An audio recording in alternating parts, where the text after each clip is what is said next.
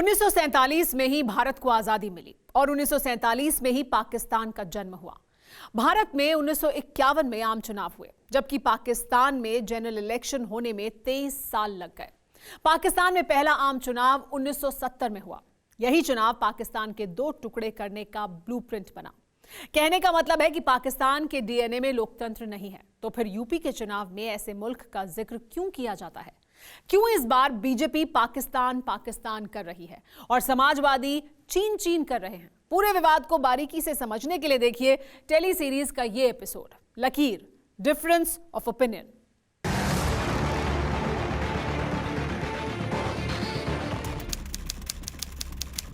जुलाई 2016, नई दिल्ली। नरेंद्र मोदी को प्रधानमंत्री बने 2 साल हो चुका था। उत्तराखंड के चमोली जिले में चीन की पीपुल्स लिबरेशन आर्मी यानी पीएलए की घुसपैठ की खबर उड़ी।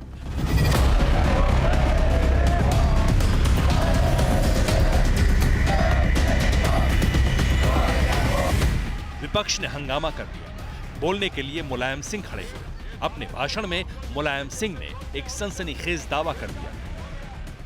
चीन धोखेबाज देश है। अगर चीन कमजोर होगा तो चुप बैठेगा और मजबूत होगा तो आपके सामने आ जाएगा। और चीन ही दुश्मन मानता है हिंदुस्तान को। नोट कर लो, बेजबान सच है।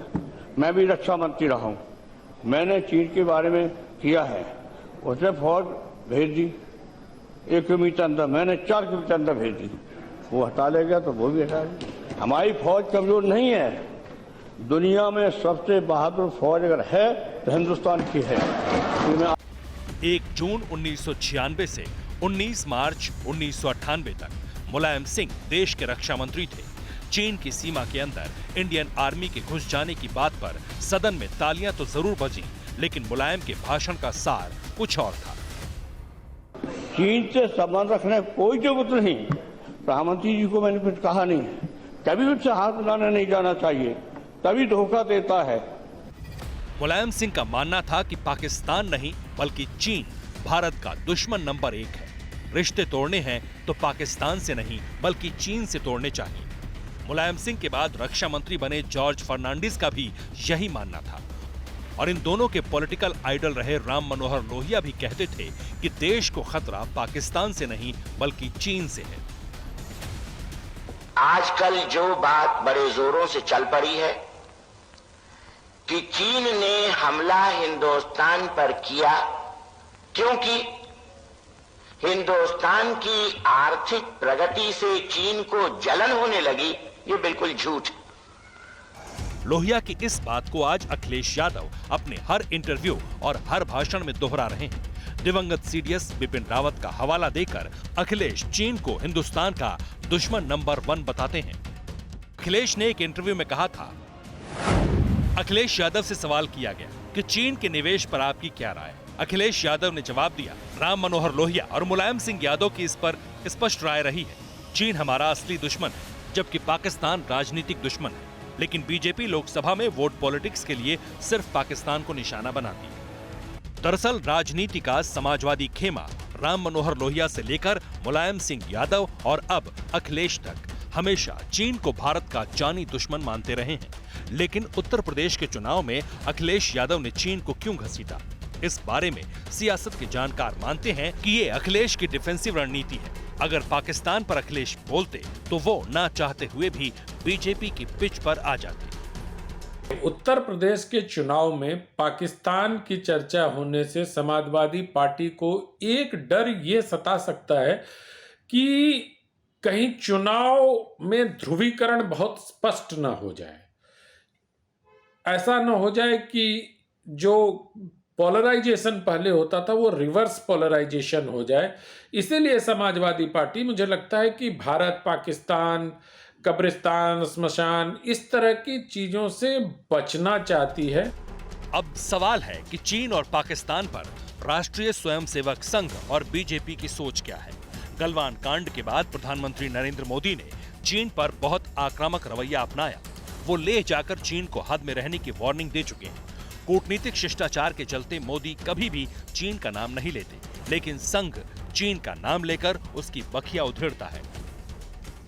चीन ने इस कालावधि में अपने और सामरिक बल के गर्व में, अभिमान में हमारी सीमाओं का जो अतिक्रमण किया और जिस प्रकार व्यवहार किया, इस बार भारत ने उसकी जो प्रतिक्रिया दी, उसके कारण वो सहम गया, धक्का मिला उसको एक,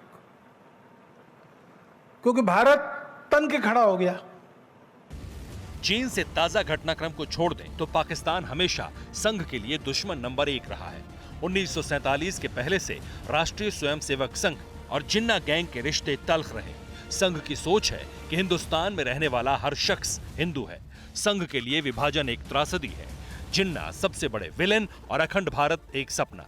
इसके बीच में राष्ट्रवाद की एक महीन रेखा है जो पाकिस्तान को सबसे बड़ा दुश्मन मानती है। जो भारत का है उसकी सुरक्षा प्रतिष्ठा भारत के ही साथ जुड़ी है। विभाजन के बाद भारत से स्थलांतर करके पाकिस्तान में गए मुसलमानों की प्रतिष्ठा पाकिस्तान में भी नहीं है। 28 जनवरी की सुबह यूपी के सीएम योगी आदित्यनाथ ने एक ट्वीट किया, किसी का नाम लिए बगैर लिखा कि वे जिन्ना के उपासक हैं, हम सरदार पटेल के पुजारी हैं, उनको पाकिस्तान प्यारा है, हम मां भारती पर जान न्यौछावर करते हैं। यानी बीजेपी की तरफ से चुनाव में पाकिस्तान की ग्रैंड एंट्री हो चुकी है। विपक्ष को लगता है कि पाकिस्तान कई चुनाव में बीजेपी को राजनीतिक फायदा पहुंचा चुका है, इसलिए पहले जो जुबान बेलगाम थी वो भी पाकिस्तान पर अब संभल कर बोलते हैं। चुनाव हो रहा है उत्तर प्रदेश में, आप पाकिस्तान की बात करने, पाकिस्तान सुनिए पाकिस्तान बर्बाद मुल्क है। पाकिस्तान अपनी बर्बादी के अंदर अपना आप डूब रहा है। हमें पाकिस्तान से कोई मतलब नहीं है, भाड़ में जाए पाकिस्तान। अब आते हैं विवाद की असली जड़ पर। दरअसल तिब्बत और 1962 की जंग के लिए बीजेपी खुलकर नेहरू और कांग्रेस पर वार करती रही, लेकिन यूपी चुनाव में बीजेपी को कांग्रेस फाइट में नहीं दिख रही। सीधा मुकाबला समाजवादी पार्टी से है। कारसेवकों पर गोलियां चलाने का मुद्दा हो, कैराना पलायन का सवाल हो या मुस्लिम तुष्टीकरण का, बीजेपी अखिलेश यादव को लगातार घेर रही है और बीजेपी के लिए पाकिस्तान के बहाने सियासत सबसे मुफीद है।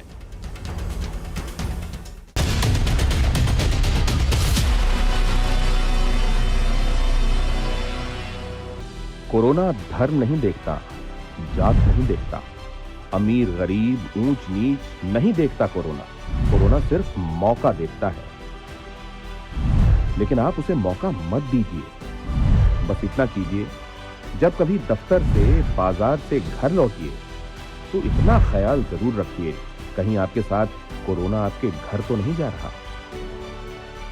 भूलिए मत, कोरोना अभी जिंदा है।